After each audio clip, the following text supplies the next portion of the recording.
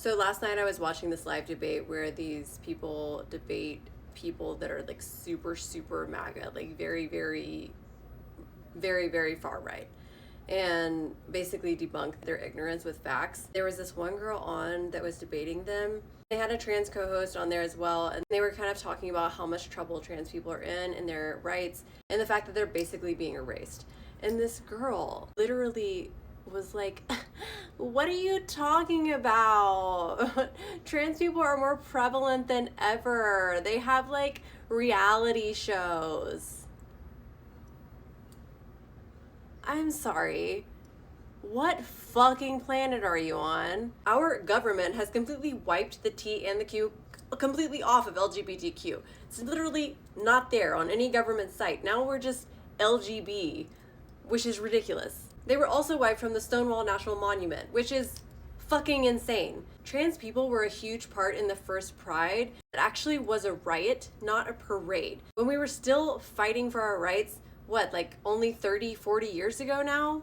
So to have them just like, oh, we're just gonna do whatever we want and just take away, whole parts of your family and your community. Like, what? This is the kind of shit that makes me realize that people have no fucking idea what's going on. Why don't, instead of you guys assuming or taking whatever sort of weird propaganda that they're telling you about what's happening, maybe ask some of your queer friends actually what's happening? Because what's happening is that trans people are being erased from history. But we have reality shows. Like, what are you talking about, girl? But despite people's ignorance and all of the terrible things that are happening to the trans community right now, I am, as promised, going to share some happy trans news. There is a city, actually, that has decided to be a sanctuary city for the trans community.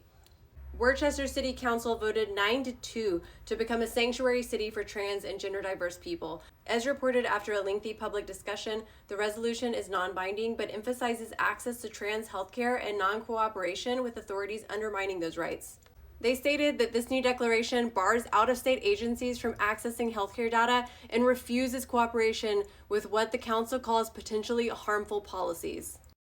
This was so bittersweet to read. The fact that we even have to have cities saying that they would become sanctuary cities for the trans and non-gender conforming communities is devastating, but also fills my heart with pride and joy and thankfulness for these cities that are willing to stand up and protect people's human rights. As I said earlier this week about people trying to persecute women's rights, the same applies to the LGBTQ community. This is how we're going to do it. This is how we're going to fight back. By people, politicians, judges, whole cities saying no and standing up for these people that they're coming after.